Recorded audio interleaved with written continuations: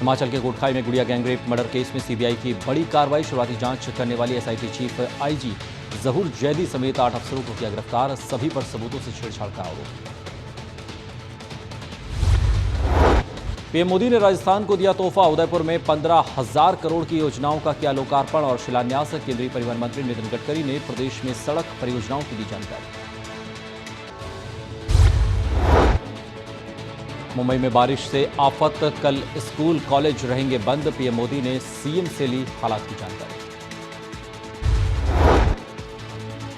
बिहार में बाढ़ के कहर से अब तक 514 लोगों की हुई मौत। 19 जिलों के 1.71 करोड़ लोग प्रभावित। सीएम नीतीश के अधिकारियों को निर्देश, बकरीद से पहले मिले बाढ़ पीड़ितों को पैसे।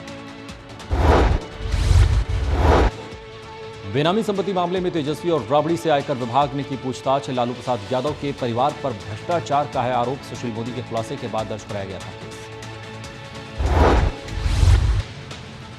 राम रहीम को सजा सुनाने के बाद सिरसा में पटरी पर लौटने लगी जिंदगी। डेरे में पसरा सन्नाटा। प्रशासन ने कर्फ्यू में सुबह 7 बजे से रात 9 बजे तक दी ढील। अब भी प्रशासन की चप्पे चप्पे पर है पैनी नजर। नागपुर दुरंतो एक्सप्रेस हादसे पर रेलवे का बयान। अचानक भूस्खलन होने पर ड्राइवर की इमरजेंसी ब्रेक लगाने से हुआ हादसा। महाराष्ट्र के चिटौली के पास पटरी से उतरे थे 9 डिब्बे। हादसे में कोई घायल नहीं।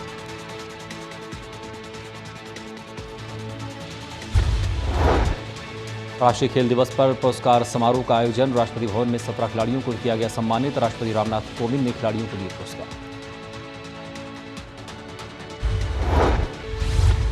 वणिका छेड़छाड़ मामले में चंडीगढ़ जिला कोर्ट में हुई सुनवाई। कोर्ट ने आशीष और विकास बराला की जमानत की खारिज। दोनों पर छेड़छाड़ और पीछा करने का आरोप।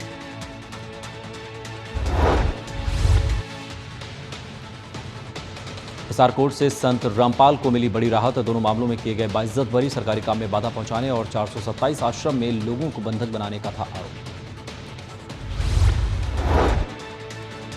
राम रहीम की खास माने जाने वाली हनीप्रीत के इस मुकाम से उसकी प्रिंसिपल हैरान हो गई हैं। फतेहाबाद के एमएसडी स्प्रिंग बेल्स स्कूल में पढ़ने वाली हनीप्रीत उर्फ प्रियंका को पढ़ा चुकी स्कूल की तत्कालीन प्रिंसिपल और मौजूदा डायरेक्टर कंचन मुंजाल ने कहा है कि स्कूल टाइम में वो बेहद शांत और चुप रहने वाली लड़की थी।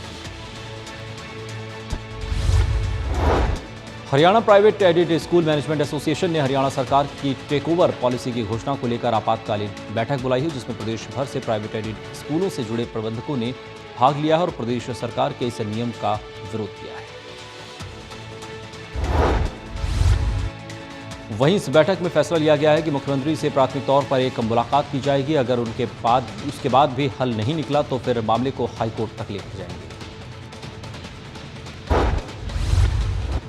यमुनानगर में बीती 10 अगस्त को उद्योगपति विकास क्वात्रा के घर दिन दहाड़े हुई कई राउंड फायरिंग के मामले में पुलिस ने सफलता हासिल की है। इस मामले में थाना शहर यमुनानगर और सीआईए 2 की शाखा ने कार्रवाई करते हुए 4 लोगों को गिरफ्तार किया है।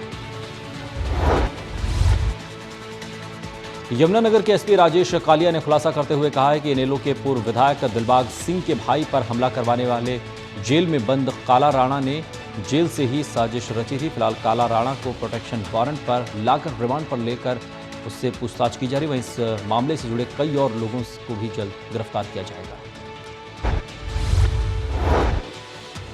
साइबर सिटी गुरुग्राम की धनकोट नहर के पास एक सेंट्रो कार में खून से लथपथ एक युवक का शव मिला है। पुलिस ने शव को कब्जे में लेकर मामले की जांच शुरू कर दी।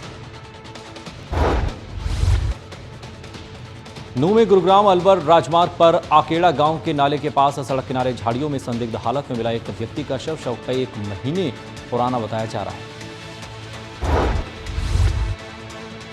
मेवात में इलाज कराने आई महिला को लिफ्ट देने के बहाने बोलेरो सवार लोगों ने किया गैंगरेप। 6 महीने के बच्चे को गोद से छीनकर बाहर फेंकने की दी धमकी। महिला को किया बचाव।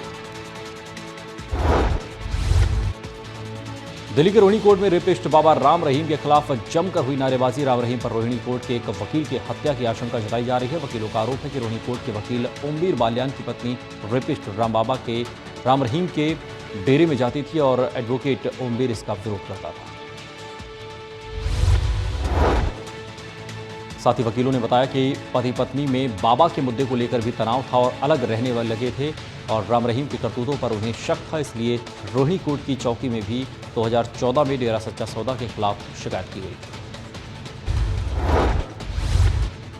दिल्ली में एक बार फिर से पंचर गैंग का आतंक शुरू हो गया है। एक शख्स प्रीतमपुरा से निगमबोध घाट की तरफ आ रहे थे, तभी मोनेस्ट्री के पास बाइक सवारों ने कहा कि उसकी गाड़ी पंचर हो गई है। शख्स ने गाड़ी को साइड कर जब टायर बदलने लगे तभी बाइक सवारों ने पीछे डिक्की में रखे 2 बैग लेकर वहां से फरार हो गए। बैग में कैश के अलावा जरूरी कागजात भी थे। जैसे ही शख्स ने डिक्की में देखा तो उनके होश उड़ गए, दोनों बैग गायब थे। वहीं पुलिस मामले की तफ्तीश में जुट गई। भीमानंद बाबा उर्फ इच्छाधारी बाबा एक बार फिर नए रूप में सामने आया है। इस बार दिल्ली पुलिस ने भीमानंद को सरकारी नौकरी दिलवाने के नाम पर ठगी करने के आरोप में गिरफ्तार किया है, लेकिन इस बार इसका नाम भीमानंद नहीं बल्कि इस अपराध के लिए उसने अपना नाम बदलकर शिवा रखा है। ग्रेटर नोएडा के सूरजपुर एरिया में कुछ स्कूली बच्चों ने खुली है सड़क सुरक्षा व्यवस्था की पोल, नियमों को ताक पर रखकर ठेंगा दिखाते हुए चलती बस पर सफर करते हुए नजर आए।